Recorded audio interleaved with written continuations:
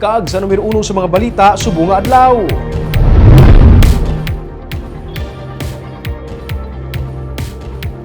Scheduled brownouts ang sarang ipatuman sa manual load shedding ay ipatuman sa National Grid Corporation of the Philippines. Ini kasunod sa natabo nga blackout sa Panay kag Guimaras.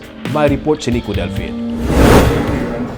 Ining eksena sa press conference sa mga opisyal sa Bacolod sang Lunes, nag-igpat-igpat ang mga suga sa sulod sa Mascara Hall sa Bacolod City Government Center. Gani temporaryo nga nag-untat ang press conference. Pati mga netizens nagreklamo man sa inali pagpatay andar sang kuryente. Ining resulta sang system disturbance sa Panay sunod sa National Grid Corporation of the Philippines ukon NGCP.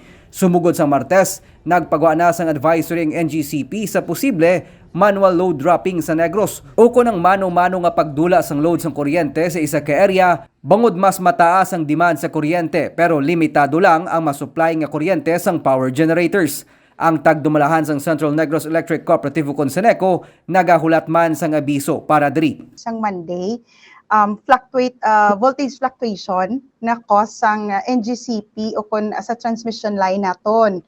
So since Monday, we were closely coordinating with NGCP regarding sa root cause nga na-experience ato. So ang na-experience natin sang Monday nga voltage fluctuation hindi lamang sa Negros kundi pati Panay ang apektado. So ang power interruption nga ara sa transmission line o kon ang NGCP, this is beyond of Seneco nor other electric cooperatives control kung saan ni siya matabo. So this is unscheduled. Mismo si Mayor Albi Benitez ang naghimo sang panawagan sa mga natungdan nga magpatag sa natabo nga brownout. Ang manual load dropping ang magaresulta sa scheduled brownout. Ining pamaagi sa NGCP agud malikawan ang overloading sa 138 kV Sambuan Amlan Lines 1 and 2 tugas ang power shutdown sang power plant sa Panay area. Tungod sini, apektado mga power cooperatives na lakip na diri sa isla sang Negros. So ang load dropping o kung ang manual load dropping depende na sa gina-require ni NGCP